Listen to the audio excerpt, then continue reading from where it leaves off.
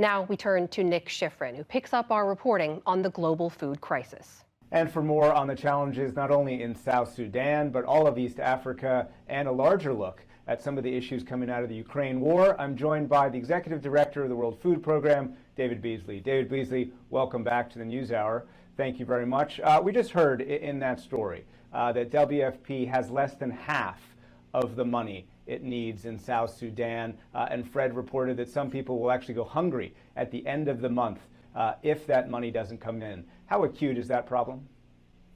It's a very serious problem, and it's a very serious problem all over the world, Nick. And we're facing an unprecedented food crisis globally. South Sudan is no exception to the rule right now. You know, the Republicans and Democrats have been fighting over everything, agreeing on nothing, but they did just come together. A miracle on Pennsylvania Avenue. They came up with an additional $5 billion for food security around the world. That's going to have a major, major impact, and we got to get more nations to step up because, as you're saying, South Sudan, we don't have enough money. The U.S. can't do it alone. Other countries need to step up, particularly the Gulf states, with oil prices being so high. Their net profits increase in billions of dollars per week. There's no reason at all, especially the Gulf states, to step up in countries in their region like Somalia and Ethiopia and Syria and Yemen, places like that. And so let's look at the larger question of East Africa. The UN says as many as 37 million people across 7 countries, from Djibouti to Uganda, are expected to face acute food security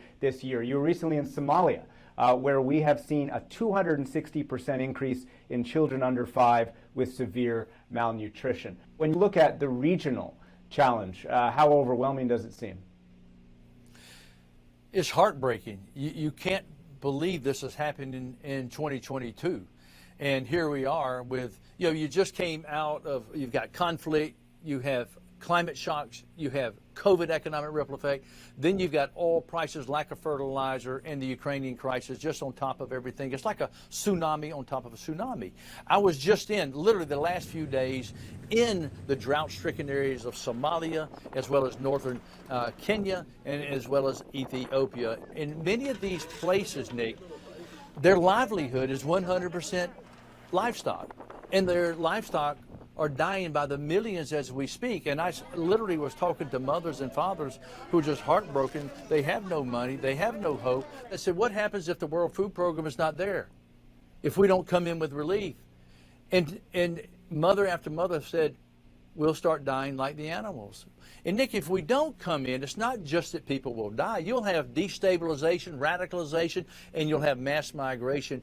And these alone will cost 1,000 times more than coming in and helping people stabilize their lives and giving them some hope at a time like this. We're talking about failure to get some funding, especially in East Africa, but the International Rescue Committee recently pointed out the appeal for Ukraine was 85% funded. Why do you think there's such a disparity? I don't know. I know I've been fighting hard to get dollars.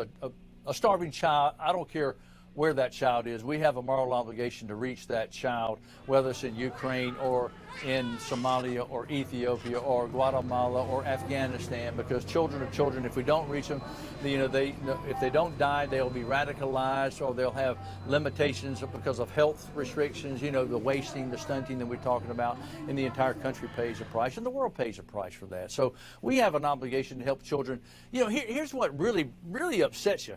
When you think about the simple fact there's $430 trillion worth of wealth on the planet today, and that any child in the world dies from hunger, it's a disgrace on humanity. Let's zoom into Ukraine. We have seen the brave commander, the first WFP-funded ship, leave Ukraine for the northern horn of Africa, carrying 23,000 tons of wheat. Why is it the only ship so far that has left Ukraine for some of the countries that need it most? Well, there's a lot of issues involved, and we're making great progress. I've been saying it's critical to open the port to calm the markets around the world. So it's starting to happen. We've got our first ship of 23,000 metric tons that's moving forward. That will go to the Djibouti port to help feed the people in Ethiopia. That 23,000 will serve about 1.53 million people over a 30-day period. We've got another ship that'll be 7,000 metric tons, hopefully be moving out next week. That'll reach over 2 million people, and that will go to Yemen. And I can tell you, all that food is needed right now, immediately and urgently, to save lives. Every day matters right now, Nick. Every single day makes a difference in the life of a child who's not getting the food that they need.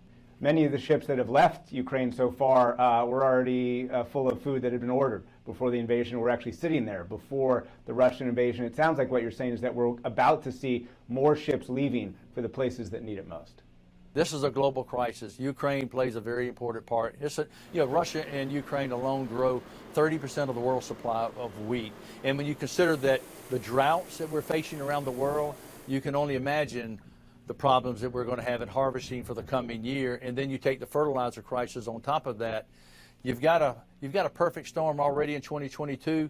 2023 could even be worse if we don't get ahead of this, Nick. We've got to get ahead of this in a comprehensive way, and Ukraine's a very important part of it. As the U.S. has been very clear, it is not sanctioned any kind of fertilizer or food export from Russia, but the U.S. has sanctioned transportation companies, banks, insurance companies that would do the business of exporting from Russia. So has this deal allowed an increase in the exports from Russia, fertilizer and food? Yeah, Nick, we all have been working on that. There are a lot of nuances in there because we've been talking to the banks, insurers, and what happened in the Ukraine opening up the port has really alleviated a lot of that pressure.